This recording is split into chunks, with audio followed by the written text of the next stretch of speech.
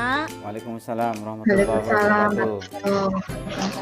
Waalaikumsalam warahmatullahi wabarakatuh, Bu. Bu. Iya. Ini kok gambar saja nggih, wajahnya mana ini? Minta tolong di-on-kan. Oh Ya. iya, Bu. Malu Bu, belum Rasanya saya mandi. enggak sendirian. Aduh, belum mandi.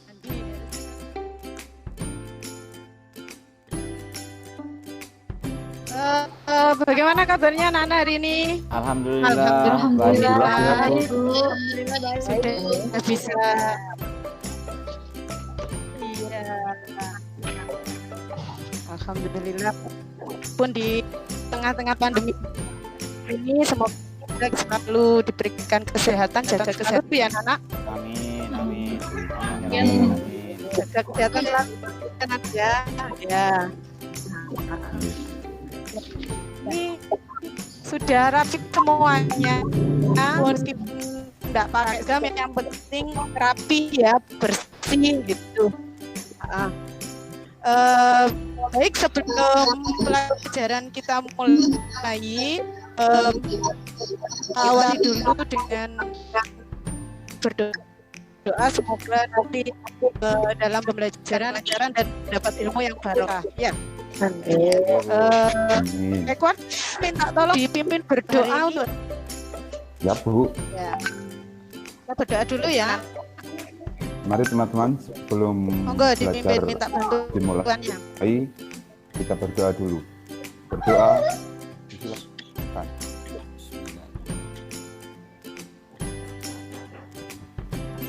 Selesai.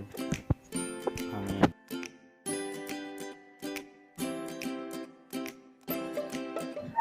Hadir semua hari ini ya anak-anak, teman-temannya.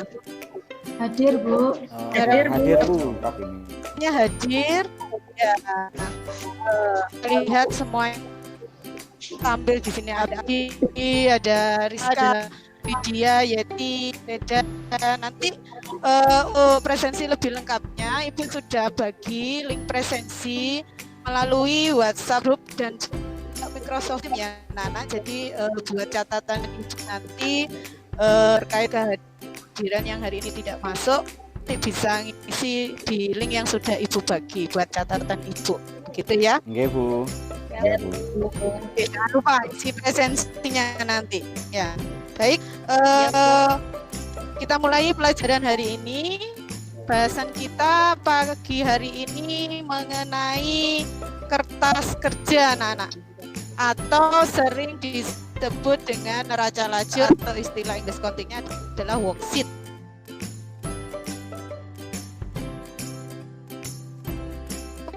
Bahasan kita minggu lalu tentang apa, Nana?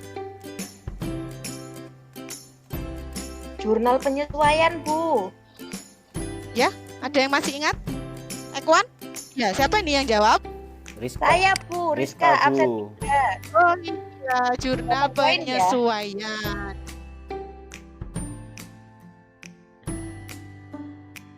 Oke, jadi ini bahasan kita hari ini adalah membahas mengenai kertas kerja atau neraca lajur. Untuk lebih jelasnya, Ibu kemarin sudah bagikan handout yang anak-anak bisa kalian download di WhatsApp group.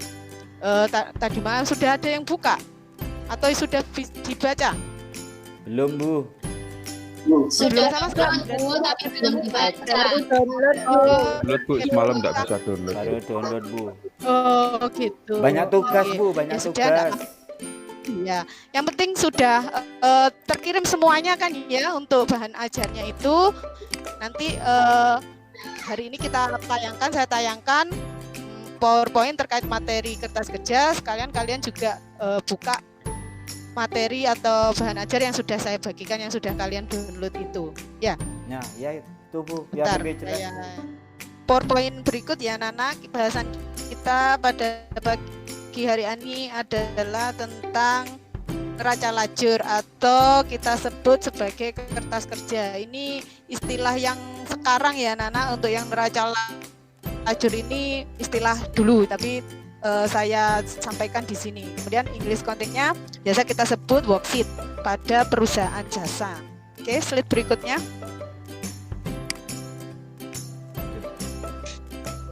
Nah, adapun kompetensi dasar untuk bahasan kita hari ini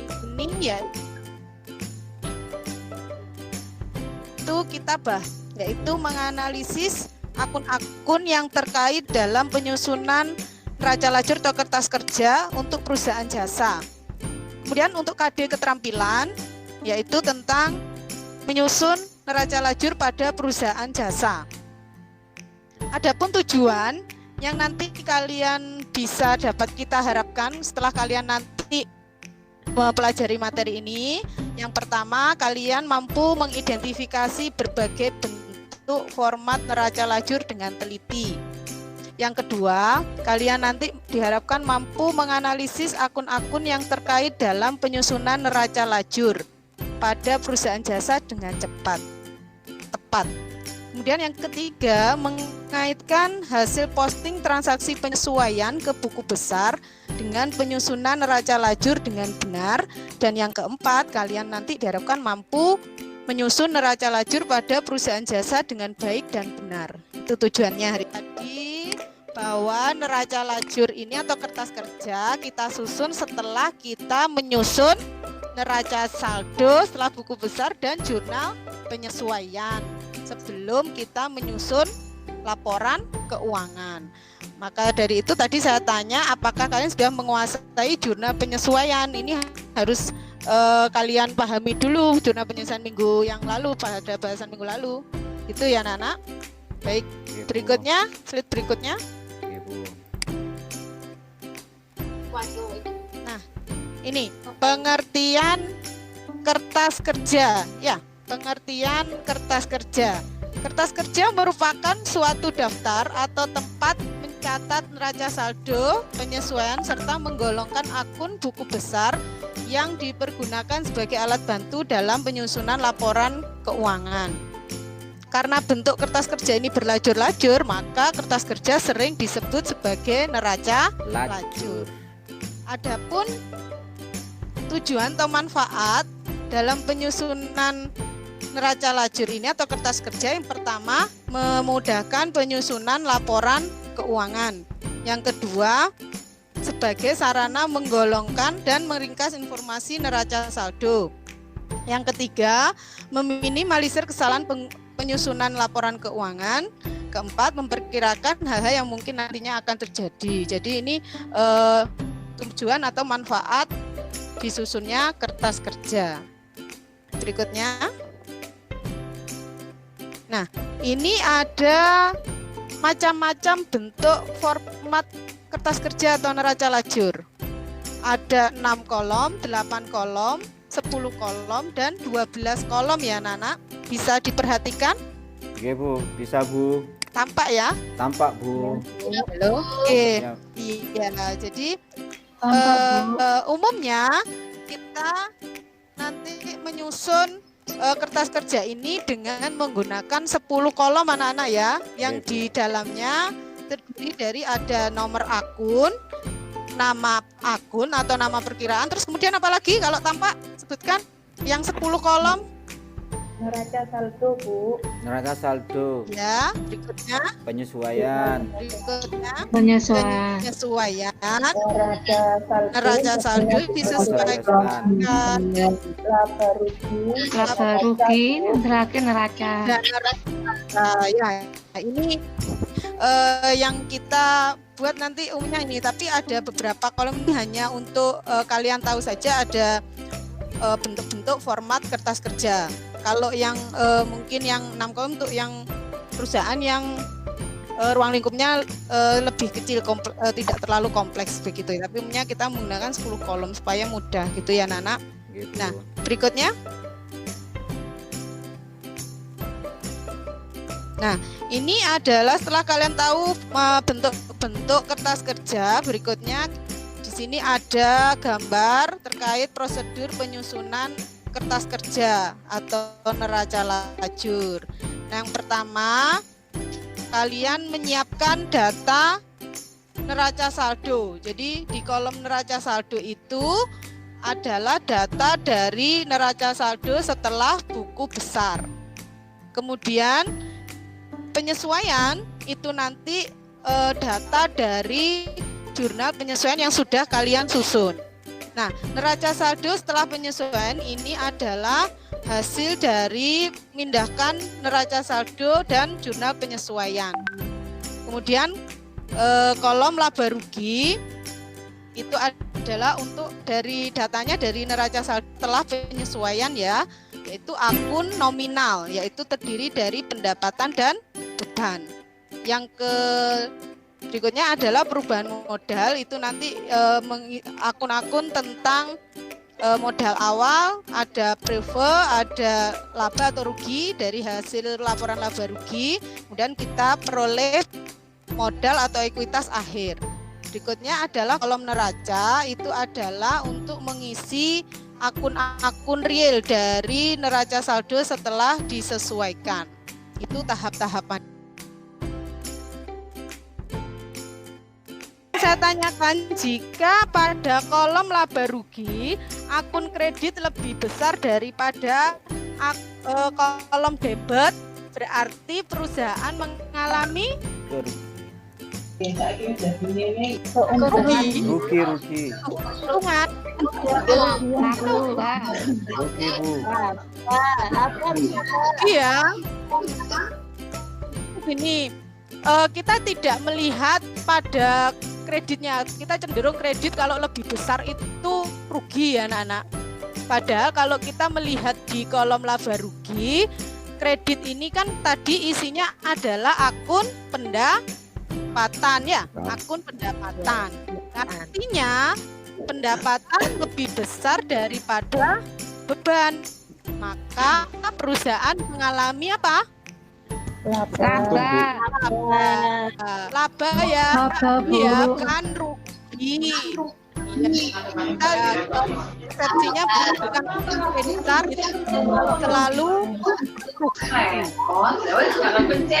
gitu ya. Abdi sudah paham?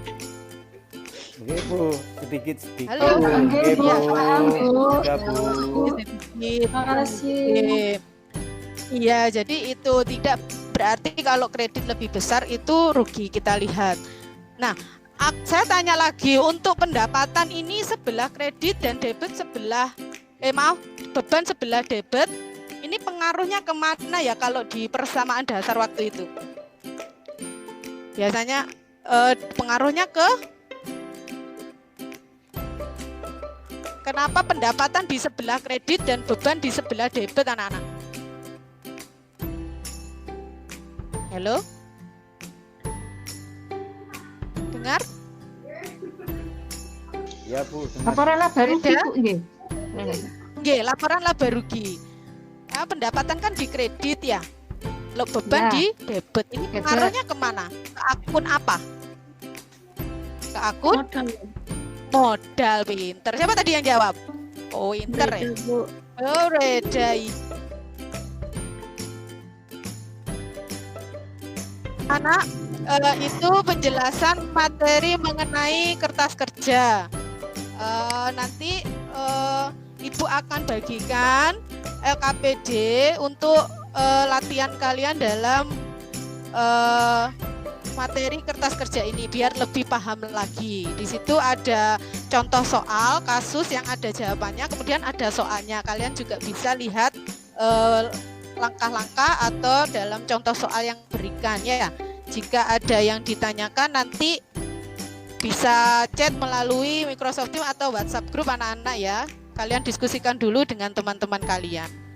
Ya, Baik, Bu. sebelum saya tutup, kita simpulkan sebentar sekilas mengenai materi hari ini. Silahkan, 1 atau 2 orang saja. Ekwan, tidak ada suaranya dari tadi. Kertas kerja apa yang sampai ambil dari materi hari ini? Halo, atau yang lain? Saya Bu, Ya, Rizka. kertas kerja itu kertas yang berkolom-kolom. Jadi kita tidak wajib buat kertas kerja, tergantung kebutuhan aja. Kalau perusahaan besar maka sebaiknya buat biar lebih mudah ketika membuat laporan keuangan. Tapi kalau perusahaan kecil tidak buat juga tidak apa-apa kok Bu. Itu aja. Ya, betul sekali. Itu ya kesimpulan kita hari ini tentang kertas kerja. Terima kasih Rizka. Wah ini nilainya bagus sekali nih, aktif ya. Terima kasih. Baik, sebelum kita tutup, kita berdoa dulu supaya materi hari ini bisa memberikan manfaat untuk pembelajaran berikutnya, tentunya tentang penyusunan laporan keuangan. Silahkan Ekwan dipimpin berdoa. Mari teman-teman, untuk mengakhiri materi hari ini kita berdoa. Silakan. Selesai.